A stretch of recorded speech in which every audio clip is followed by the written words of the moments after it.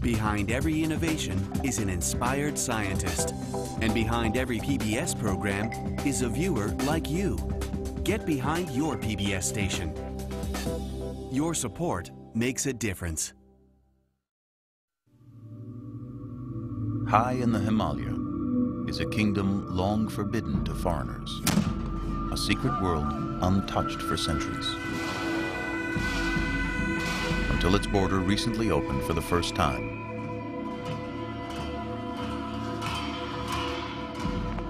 This is the kingdom of Mustang. The last surviving relics of an ancient world are found here. The Buddhist monasteries of old Tibet. They're crumbling from neglect, and sacred art, more than 500 years old, may be lost forever.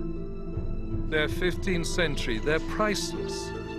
These are masterpieces. Now, foreigners have come to help save Mustang's treasures.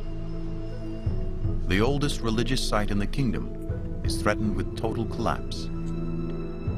This 13th century cave monastery was carved into the heart of a high cliff.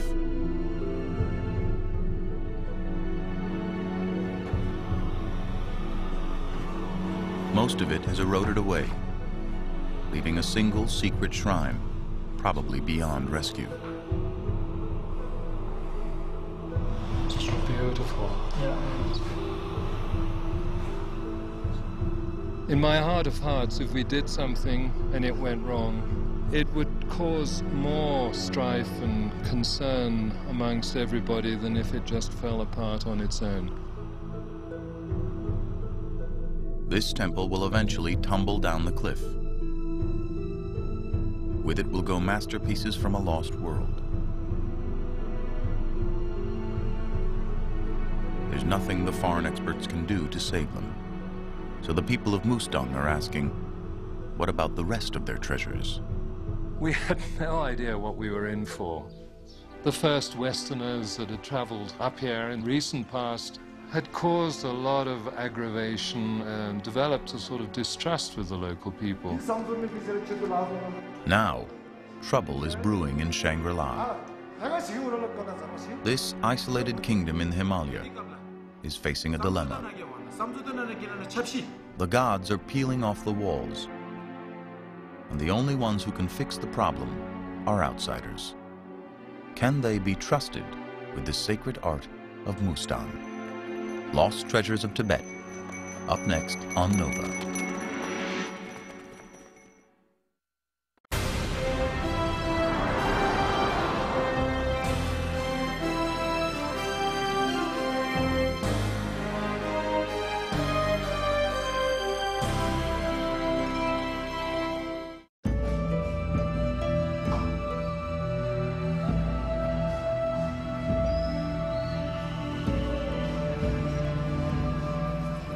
The Buddha said everything is impermanent. So of course the life is impermanent, everything is impermanent.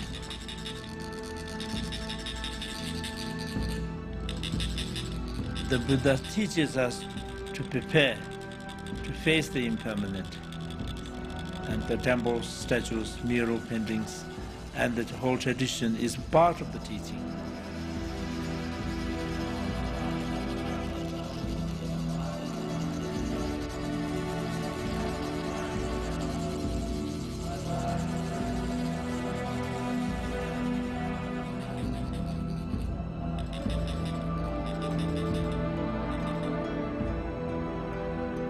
For Buddhists, we have only a temporary hold on earth.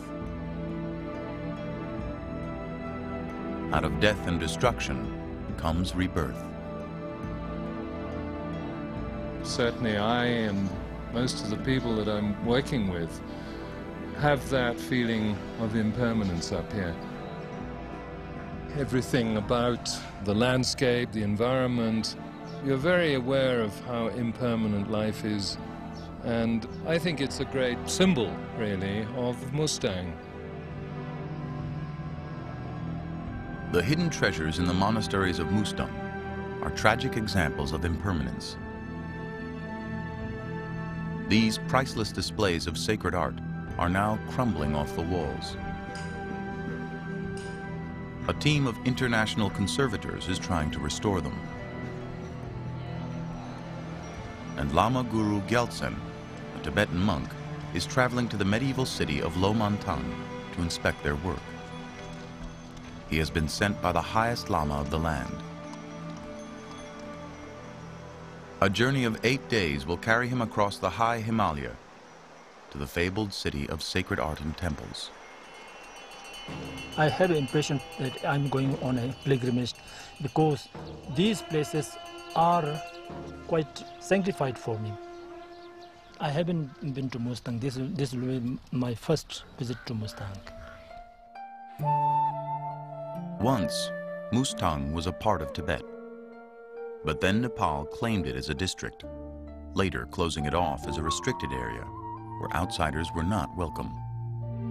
The people of Lomantang, Mustang's capital, are citizens of Nepal, but ethnically Tibetan.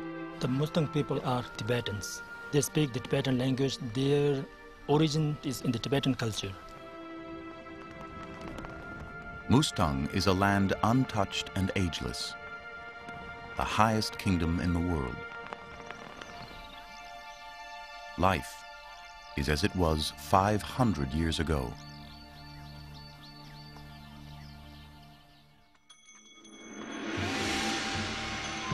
Here, the sacred blends with the landscape. Long rock walls, the prayers of Buddha carved in each stone, leave their impression on the passing minds of travelers.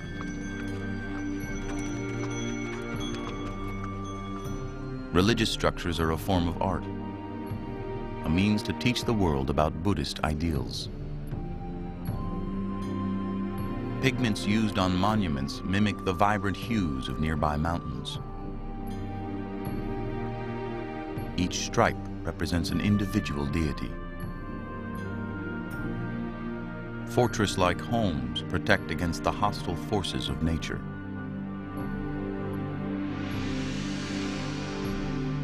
Over time, the oldest structures, the monasteries and ancient palaces, have dissolved and crumbled, threatening the art and cultural survival of all of Mustang. Without cultural identity, nothing remains of the people. Buddhism was born 2,500 years ago in northern India, when a wealthy young prince named Siddhartha caught sight of the poverty just outside his palace. Leaving his kingdom behind, he dedicated his life to finding a way to end human suffering. At the age of 35, he attained nirvana and became the Buddha, the enlightened one. Today, the Buddhist population of the world is over 500 million. For nearly 1,000 years, Buddhism has thrived in Tibet. Almost every village had a monastery. Each family sent at least one son to school to be a monk. More than a quarter of the Tibetan population was made up of monks and nuns.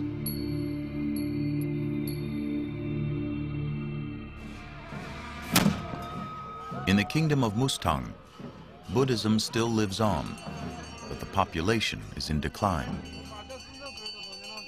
Fewer young people attend monastic school. Many move away to earn a living in India or Kathmandu, the capital of Nepal.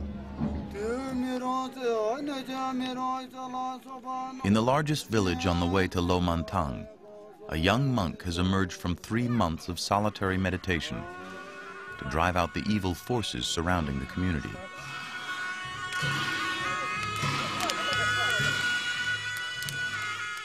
It is a yearly purging, and the entire town turns out.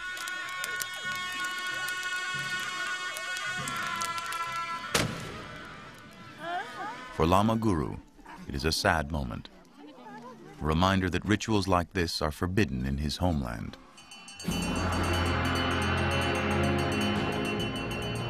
Tibet, as Lama Guru once knew it, no longer exists. He, like so many others, fled his country as a child. In 1950, China invaded Tibet. A nation rooted in the Buddhist faith became a killing ground of all things sacred. Religion was outlawed. Over 1 million Tibetans, a sixth of the population, were killed. Monks and nuns were systematically tortured, and more than 6,000 monasteries and their precious art inside were destroyed. The lifeblood of a culture has all but disappeared.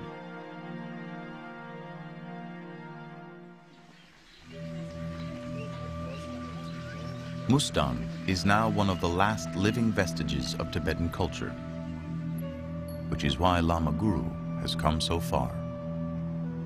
For him, it is a journey into his past. I was around 6-7 years when I left Tibet with my parents. I have a very faint remembrance about these things, you know. My elder brother was supposed to be taken to China. At the time, so many youngsters are being collected by the Chinese for education. First, I was on the back of my mother. Then I still remember the past, such high snow-capped mountains with my brother going ahead with a pickaxe. And there's always danger of falling down. On the way to Lo Mantang is a hidden cave where deities are said to emanate from the walls. Buddhists come here on pilgrimage to see if they can make out the human-like forms. An old Lama who escaped Tibet is the caretaker of the cave. He explains that those who can see the deities are closer to reaching enlightenment. The people who have the highest development can see everything as deities, and people who are low in spiritual practice cannot see anything.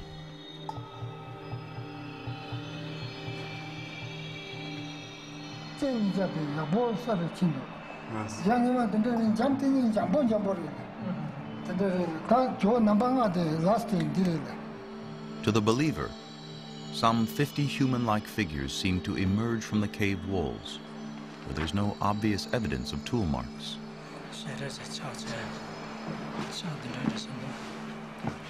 For Buddhists, these are not mere objects. They are believed to transmit a living presence. On a high pass at 13,000 feet, the view of Tibet is just beyond the distant hills, its border guarded by the Chinese. This is the first time Lama Guru has seen Tibet in years.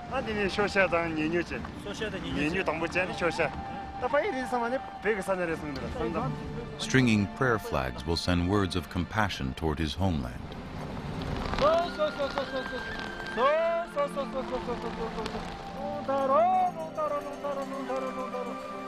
An ancient practice that has lasted 1,000 years, pressing prayers onto cloth, is the earliest form of printing in the Himalaya.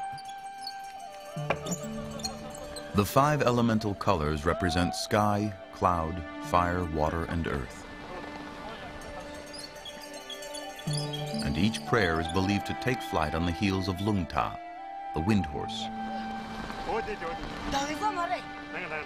who dispatches his messages in the 4 sacred directions.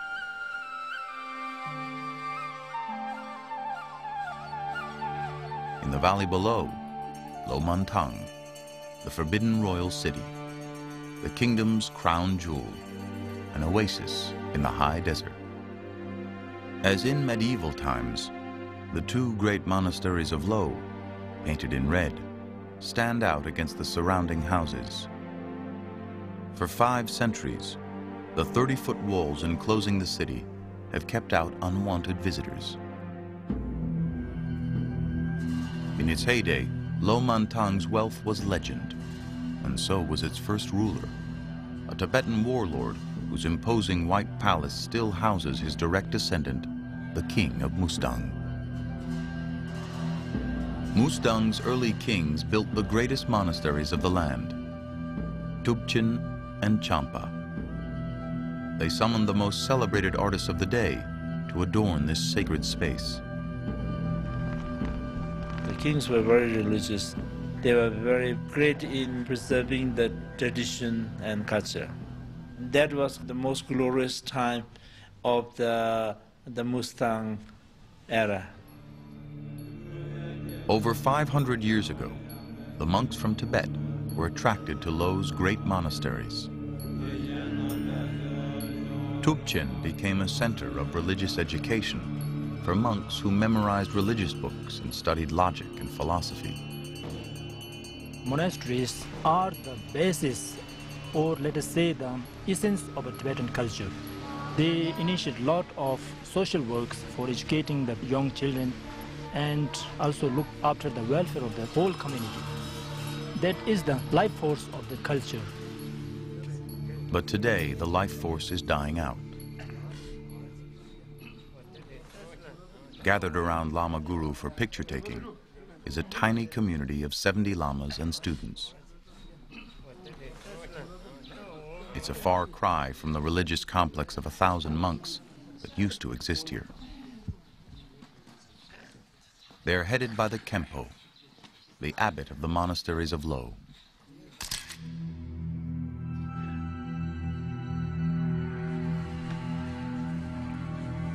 Lama Guru receives a blessing from the Khenpo to enter Tubchen Monastery for the first time.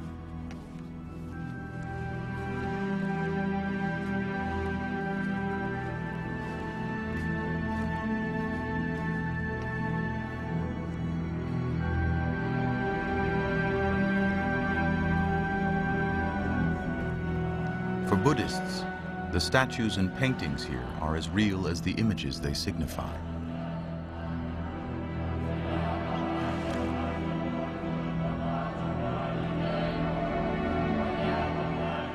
Gleaming amidst the ruins is a statue of Lord Buddha, the founder of the Buddhist faith.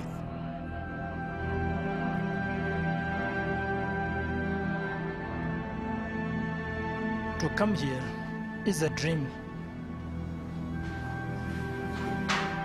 I was really amazed how the Buddhism has flourished in this region 500 years ago. But we are really sorry to find how things has been damaged. Condition is quite grim.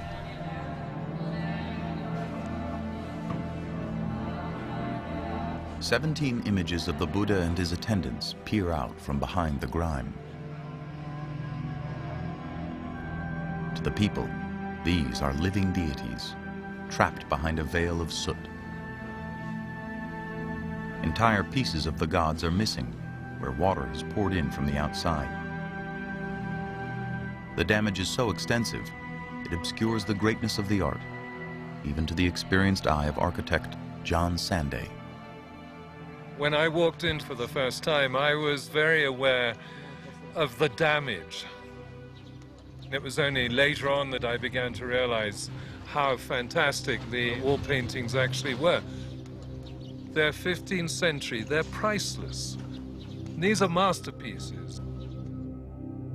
John Sanday is using his experience and skill as an architect to save Tubchen and its art. The temple is a classic example of traditional Tibetan architecture. A single great hall with 35 columns supporting a flat roof, the main cause of Tubchen's problems. Rainwater leaking in where the roof meets the walls has destroyed several wall paintings. Tubchen is slowly crumbling, and so is the culture it sustains. No one has used it for worship for over 100 years. I remember my first trip up here and seeing this ray of sunshine coming in from the roof. And in that ray, there was a little old lady covered in black, sitting.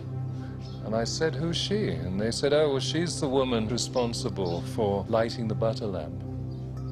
And I said, "Is there nobody else?" And they said, "No, it's pretty dead." And what are we doing here? Restoring a temple where there's only one person? The most important thing to us is to put life back into this place. And so you can imagine seeing how enormous it was, thinking, well, where do we start? I was a bit daunted by the whole thing. John Sanday started by hiring a local workforce to rip up the roof. Major sections of it will have to be replaced. It's an excavation into the past, digging up centuries-old rotting rafters. Over the sectional joists, we're putting these round timbers, and then directly on top of that, flat stones which come from the river, and then 2 layers of clay. Clay, or mud, is Mustang's unique technology. Every job requires its own formula, a precise set of ingredients mixed to a certain consistency.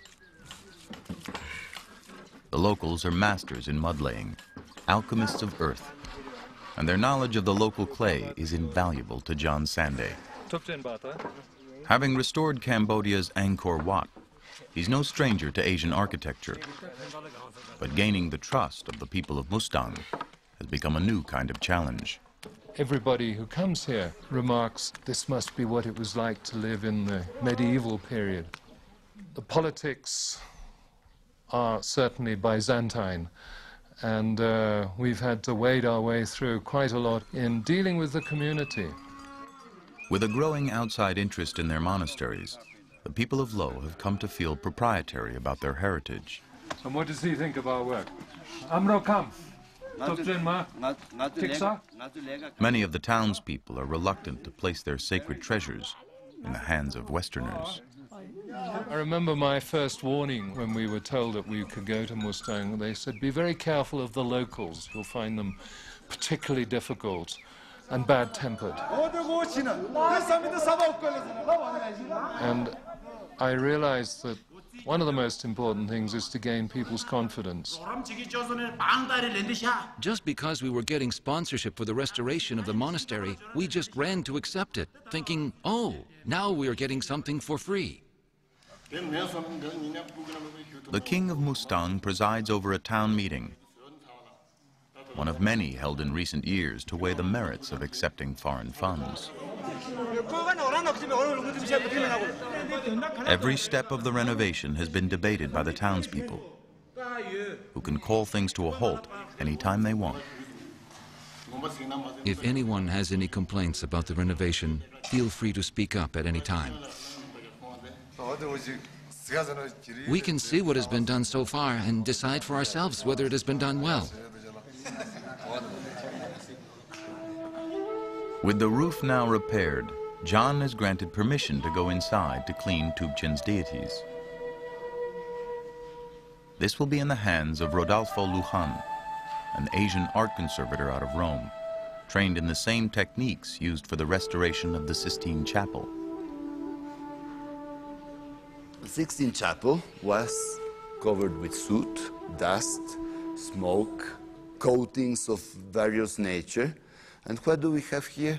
Exactly the same thing. Nothing changes. And what we find underneath all this dirt layer and so on? Color. Brilliant colors. To clean the paintings without removing the paint itself will take a carefully balanced blend of solvents. They begin with a mixture of ethyl alcohol and powdered ammonium bicarbonate. Both are known to dissolve grease and surface dirt. The wrong combination and the result could be catastrophic, stripping off 500-year-old pigments made from semi-precious stone. Now we can do a little test here, on gold. We did many tests, cleaning tests. We apply our cleaning solutions through tissue paper or through cotton. We arrived to find a very safe way of cleaning, using a solvent that removes what is on top of the painting, but keeps the painting in its place.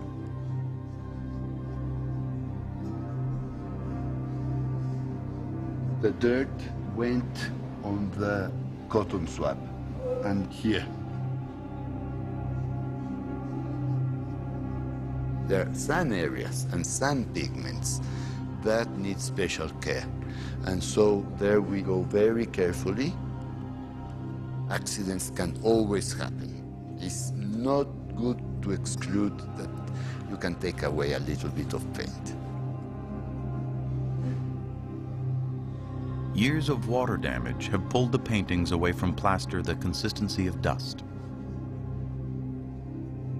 They're now hanging like curtains, barely clinging to the wall. We have a mud plaster, and that is for filling up the gap that is in between the plaster that is detached and the wall. Injections of a special adhesive will help consolidate flaking paint and separated plaster back to the wall. It is a hospital for high art. With liquid mortar now injected through the surface of the painting, cavities are filled in with a final push. Understanding what the paintings are attached to is critical to the conservator. At Tubchen, the easel, so to speak, is a mud wall that must be able to stand up through the centuries. We're repairing a building which is built of impermanent materials. And we're faced with the problem of repairing and conserving that. John and his team are repairing a mud-based parapet on the roof of Tubchen. So aile puksa, unsa? There are many words for mud in Lomantang: sisa, nunmato, pap, and pung. But none is more fundamental than gyang. Around the world it's known as adobe, and it comes actually from the local fields. The great secret about laying this stuff is that it should just be moist enough to be able to create a ball like this. So this is the perfect consistency. And they'll keep bringing the stuff in, ramming it until it's absolutely solid, and it hardens like concrete. Gyang is the building block for all of Mustang's ancient architecture. But over time, nature and neglect have prevailed. The walls of the kingdom are slowly dissolving away. And Tubchen's priceless art is affixed to these impermanent walls. By making gyang, these workers are reviving one of Mustang's forgotten technologies. This is the first time gyang has been made in Lomantang for many, many years. So it's quite interesting getting the old process going again.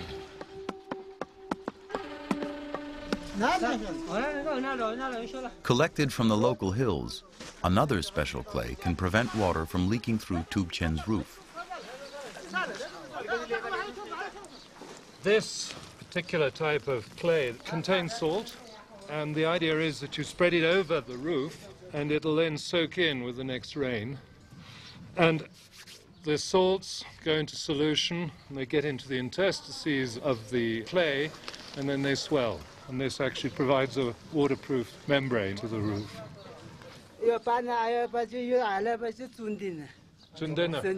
So he was explaining exactly what I've just told you, in fact, that it doesn't leak, is what he said. And I hope he's right.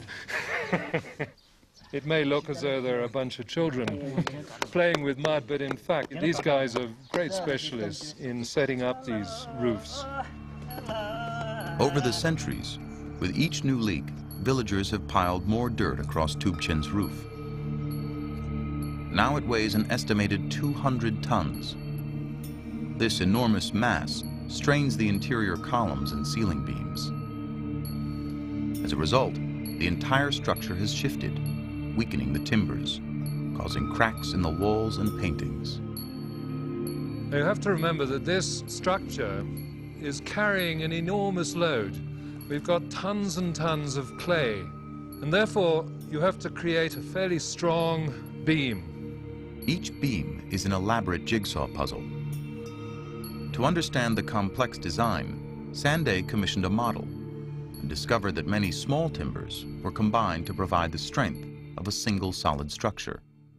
The strength in the makeup of this beam is in the way the timbers are arranged.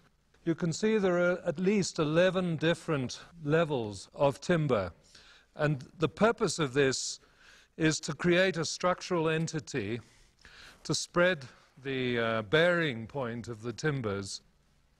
One has to remember that Tubchen represents one of the largest structures of its kind on the whole of the Tibetan plateau.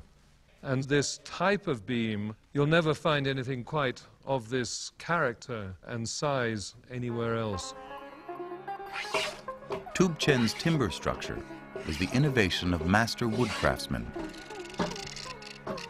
I realized when we were embarking on this project that I needed to bring up a group of carpenters to teach the locals the whole process of how to repair and conserve timber structures.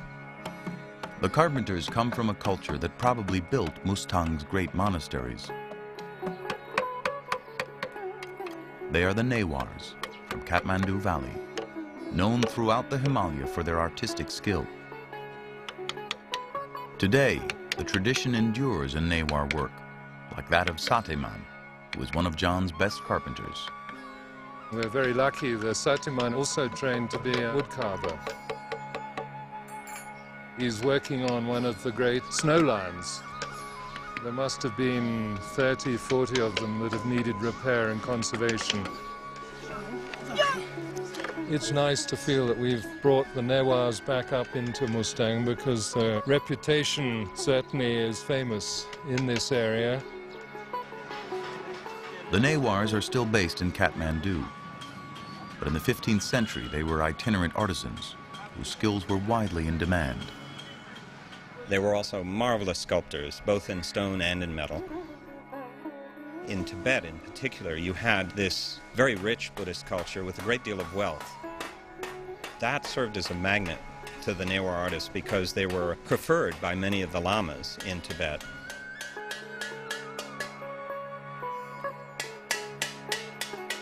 Everybody said, you want great work, get a Newar artist. They were wood carvers, sculptors, and metalworkers. And they were also master painters, known across Asia for their use of vibrant colors.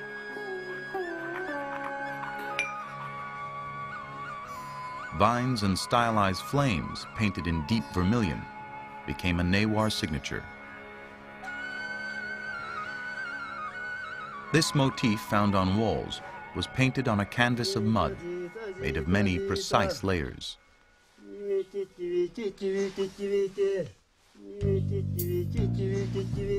Here we have a very developed mud-based technology. A mixture of straw, clay, and cow dung water make up the first layer. The straw acts as an insulating layer, separating the paintings from the original wall. The cow dung helps stick the straw mixture to the wall. On top of that, then, we have a sort of gravel, very fine gravel. The gravel acts as a cushion for the paintings, separating them from the straw. And of course, cow dung again. The technique for sticking dung gravel is a sort of smear and then fling method. On top of this raw layer, we had finer layers made out of local clays. A smooth surface will be achieved by spreading on 3 layers of progressively finer clays. And then on top of this very polished layer, we had a final, very thin layer, which is called Psa, a very fine white compact clay that probably was mixed with animal glue and then polished. The technique is known as secco, or drywall. This method was vital to Michelangelo, who painted the Sistine Chapel in fresco, a similar but wet plaster method, and Leonardo da Vinci when he painted the Last Supper in secco. At the same time, Tubchen's walls were being painted. 15th century Tibet, in parallel with 15th century Europe, was experiencing a renaissance of high art. Surprisingly, both cultures with no known connection were constructing wall paintings using similar technologies. Italian conservator Luigi Fieni uses an infrared camera to see if there's evidence of the hand of the master artist in the original drawings under the painting.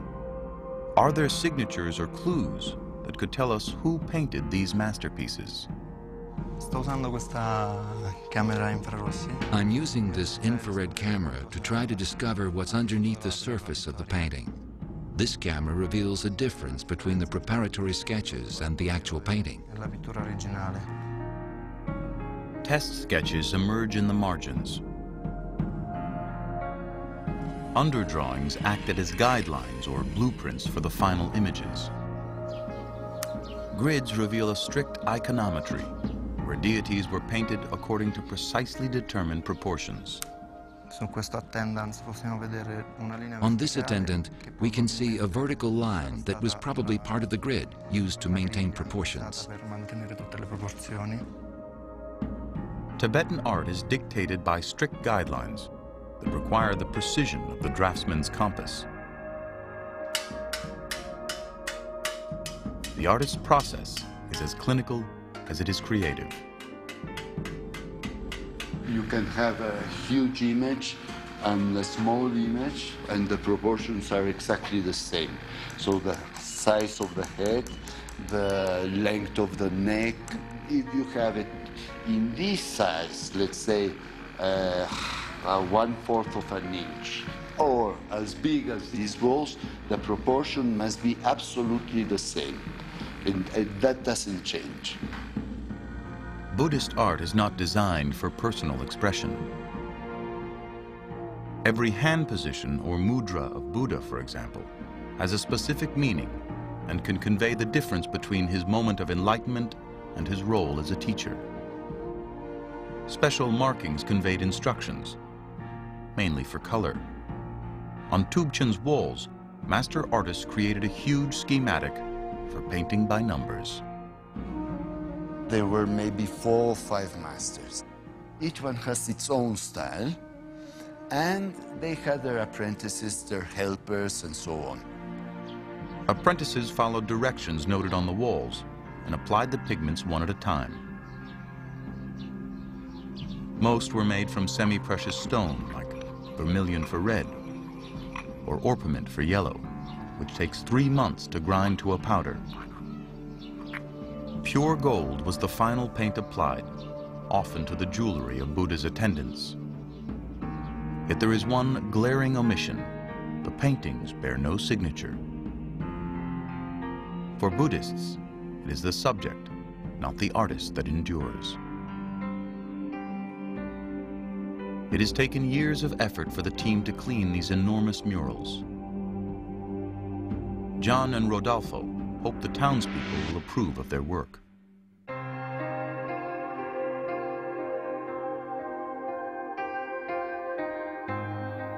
As if drawing back a curtain for the first time, Rodolfo is stunned at the quality of the work he has revealed.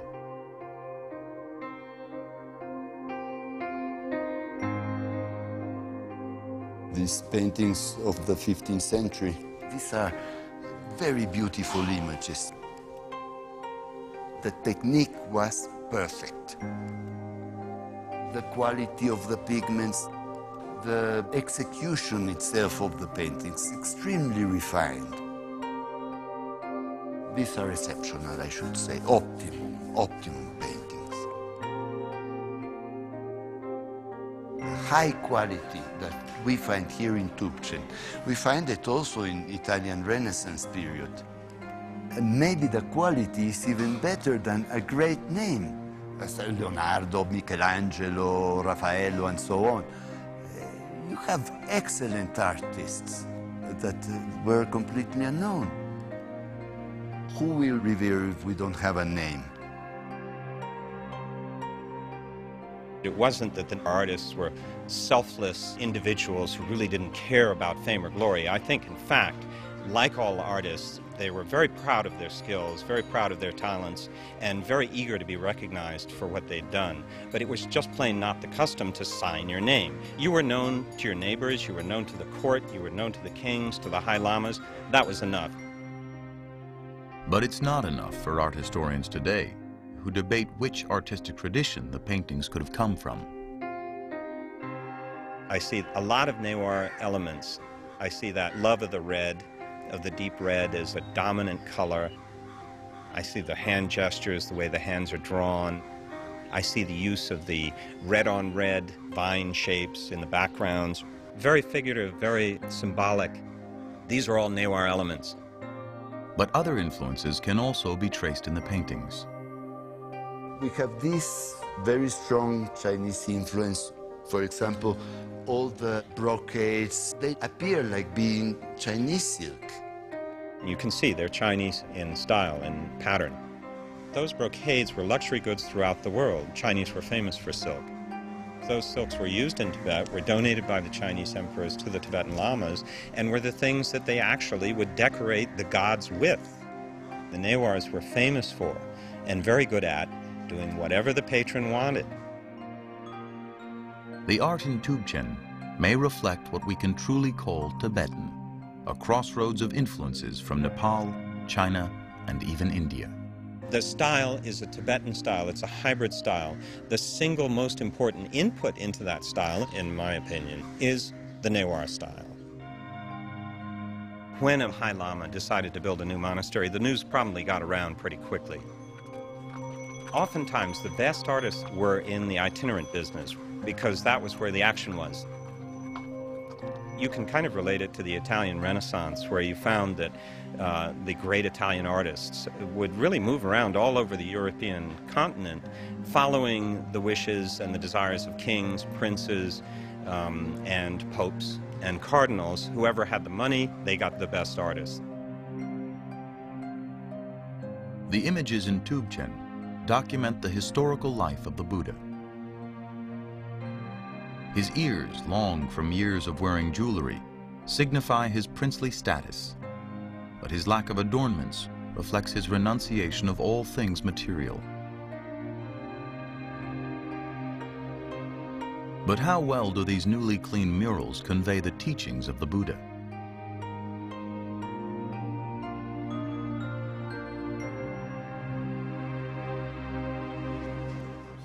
The king has come to see the results of the cleaning. Rodolfo and John hope that with his approval, they will be able to move on to Mustang's other crumbling monasteries.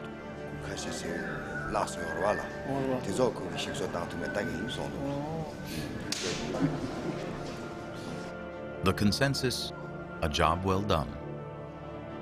But something's not quite right.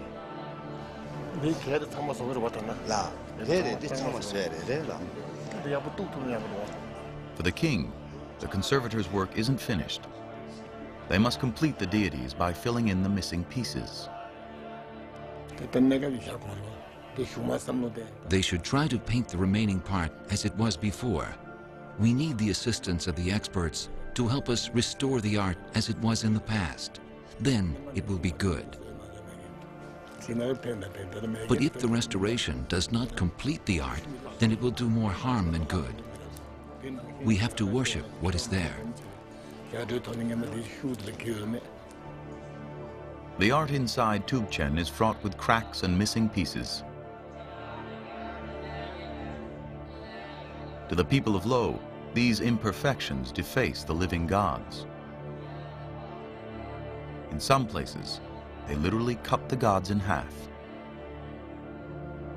Here we have to reconstruct enormous areas of painting. In Europe, we would have left it just as we found it, in a very, let's say, archaeological way. But this is not the concept these people have. They need the complete image. The king and Khenpo have asked Lama Guru to assess the situation. You can see here that the 2 points do not match. Yeah. It's a very thin crack. And so in this case, I was thinking to just leave the crack That way. in that way. It's too light, so darkened in a way that the eye doesn't catch the crack by itself. Yeah, and otherwise it looks a little bit of scar, you know. Exactly. Lama Guru sees the cracks as scars, deforming the deities.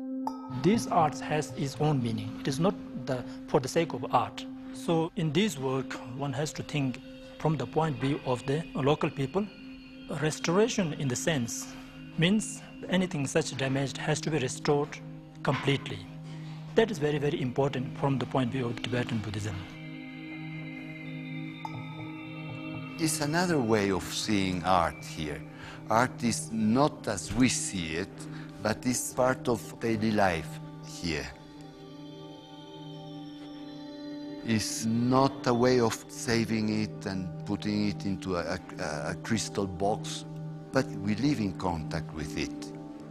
However sympathetic to the views of their Buddhist hosts, the conservators believe their role is to preserve what's there, not interpret what's missing. Rodolfo will complete the paintings in some areas, but he will use delicate cross-hatching to differentiate his work from the original. This restoration with watercolors can be removed at any time. And the final product, to the naked eye, integrates the watercolors into the painting as a whole. But where the gaps are enormous, Tubchen may be scarred beyond repair.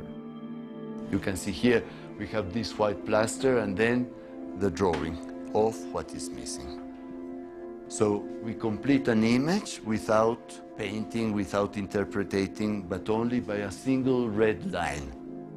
That is a compromise between the West and the East. So I think this is a good way of matching and respecting both ideas.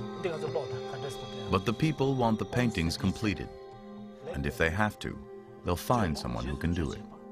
When we see the incomplete and damaged murals, we feel something is missing. There are many such instances in the history when the Buddhist monasteries, arts and idols has been damaged, but every time somebody takes the initiative to restore it.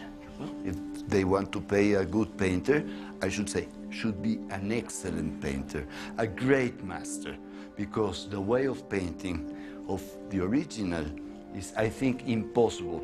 It would be extremely costly, firstly. Then, secondly, the quality of painting and feeling this kind of art, I think each period belongs to the time. So I don't know. If they want to paint with commercial paints, acrylic paints, it's up to them. If the conservators and the people of Mustang can't come to agreement, then the kingdom's remaining monasteries could be lost in the philosophical debate. John wants to begin work on Champa, the oldest monastery in Lomantang. But first, the community needs to grant him permission. The town gathers to make a final decision. As a result of the last meeting that we held in Champa, we have completed all the requests. One has to remember that we're visitors here. It's not our prerogative to dictate to the local community. We can maybe inspire them, we can advise them, but they're the ones that have the final say. I think in the long run, our influence, our passion for these paintings will win through. But for now, John is given limited access to Champa. He can only affix the damaged paintings to the walls. These are the world's greatest surviving collection of 15th century mandalas, maze-like diagrams of the universe.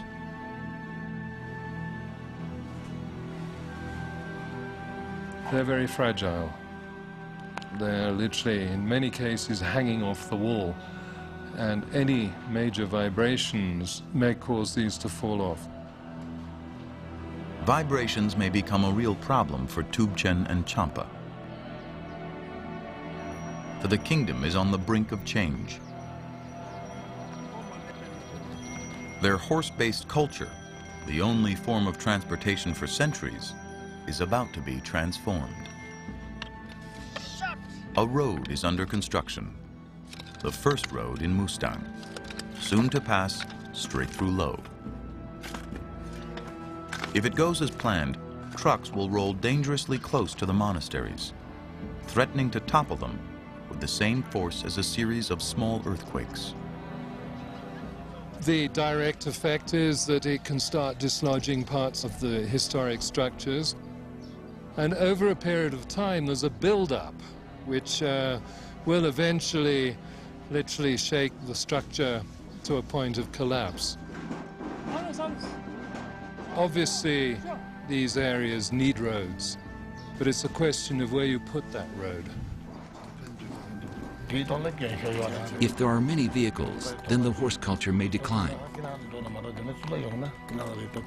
Things are changing year after year. At present, our culture is still like the past, and until I die, I have hopes that it will remain like this. At Tibet, the restored monastery, there are signs that the culture of the past is undergoing a revival. 3 Tibetan businessmen, with permission to cross the border, have come here on pilgrimage to see the holy site. In my area, there's just one monastery with only 5 monks. The Chinese destroyed all the others during the revolution. For the first time in over a century, the community gathers to worship here. Since Tibet lost her independence, and because of the restrictions that exist there today, as a monk, I am very grateful to be able to stand here and give a talk in this precious monastery. Life has returned to Tibet, and to mark the occasion, 10,000 butter lamps are lit. The old ways burn bright in the face of great change. The whole concept of Buddhism is one of impermanence. And therefore, we have to face it, that our work is also impermanent. The future of this hidden kingdom is uncertain. But to the Buddhist way of thinking, everything is in the process of passing away, but also of returning.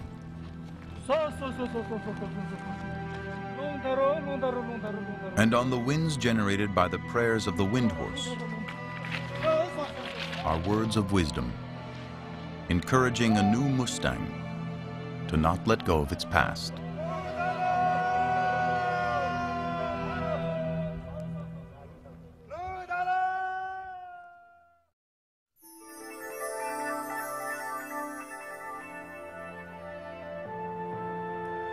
On Nova's website, go back in time and lead yourself on a visual journey through the hidden kingdom of Mustang at pbs.org or America Online keyword PBS.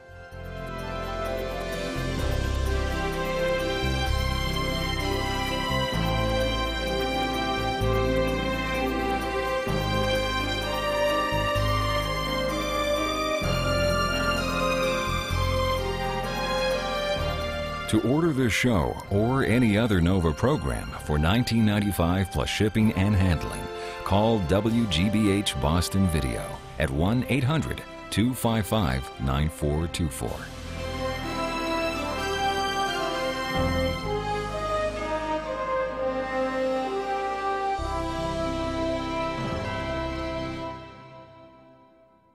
Nova is a production of WGBH Boston.